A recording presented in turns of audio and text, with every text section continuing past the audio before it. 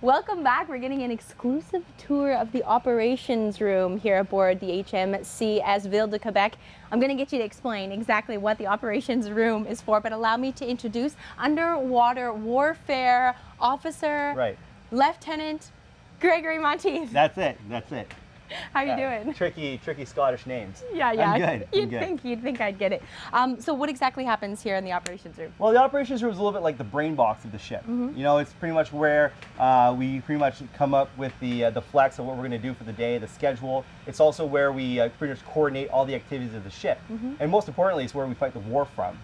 Right, so we definitely have like every different area, pretty much every different wall has a different sort of role, if you will, and how they're going to gather information and, of course, utilize the different warfare systems we have on board. Okay. You know, so if you look at the left here, right, we have this is pretty much where the electronic warfare takes place. All right, so this is all about comms intercept.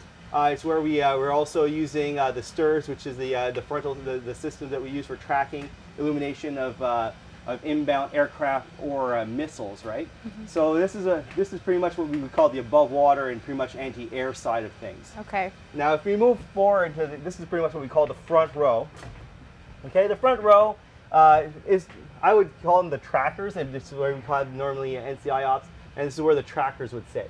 All right, and I call them trackers because you have they're all specialized in different areas. For example, this is the shipborne air controller will sit here, and he's the one who's going to be operating the helicopter off the back. Oh.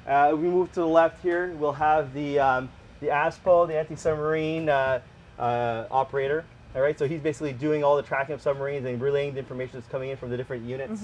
Right. Then we have track soup, which pretty much takes care of everything that's surface, and then finally the aero will track everything that's air, all the air, that's everything that's coming in inbound from air, either missiles or aircraft. All right. So has the Ville de Quebec ever actually been put into action and had to go to war? Well, you know, I think the perception is that we're going to go into what we call conventional warfare, which is not something that's really happening nowadays as much as it used to. Right. Right. That being said, you know, like in 2008, the ship was off the coast of Somalia doing, you know, anti-piracy operations. And that's the kind of operation we're looking at doing more and more today. If you're off the coast, last year on HMCS Charlottetown, we were off the coast of Libya, and we were doing enforcing UN sanctions, you know, against the proliferation of arms coming into the country and so forth, right? So sorry to interrupt you. Were you part of that team? Yeah, I was on HMCS Charlottetown when we went over. We got like a 5-day notice, like you're going to Libya. Boom, we were gone. Here on this on the left-hand side here are the sonar operators.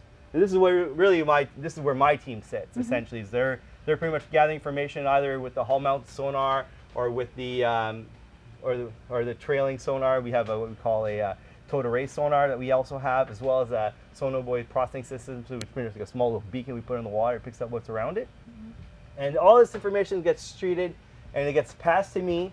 Along with all the external information that might be coming with, right? And then they send me that information. I'll do a tactical analysis, and then I will send that information up to the operations room officer, right?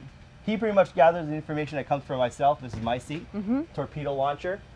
Then to the left of here is the what we call the SWIC, or the above water warfare officer, right, with his harpoon launcher, right? And he'll get the information, and he's passing all this to this one guy here, right, who's pretty much getting all that information from both the above water and underwater warfare, making a tactical decision and recommendation to the captain, as well as making sure that information gets out to the world.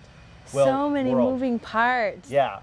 Yeah, it's pretty intense. Very, very neat. So it really is a rare opportunity for people to come and be able to take a tour of the ship. So we have to remind them that they can come between 1 p.m. and 4 p.m. today, because you will be sailing off to the next, or I guess, you know. Yeah, we take off. We take off actually tomorrow, and we leave for Trois-Rivières, then Sept-Îles, and then finally we go back to Halifax. Right. Thank you very much for the tour. What a lot to take in. Very interesting. All right. Make sure you come on down to Cornwall and check out the ship before it takes off.